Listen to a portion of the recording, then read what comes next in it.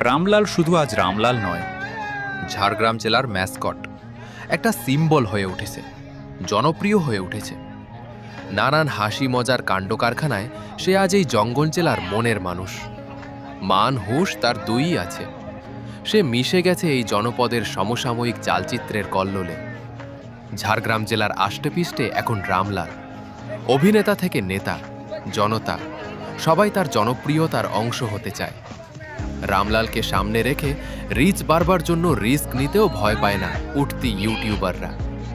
সব মিলিয়ে ওই যে বলা হয়েছে ম্যাসকট হলো এমন কোনো মানুষ, প্রাণী বা কৃত্রিম চরিত্র যা কোনো নির্দিষ্ট দল, প্রতিষ্ঠান, ব্র্যান্ড বা ইভেন্টের প্রতিনিধিত্ব করে এবং সৌভাগ্য বয়ে আনে বলে বিশ্বাস করা হয়। সহজ কথায় এটি কোনো সংগঠনের একটি প্রতীকী চরিত্র বা lucky charm.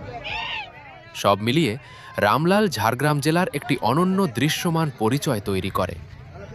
Bureau report, direct news.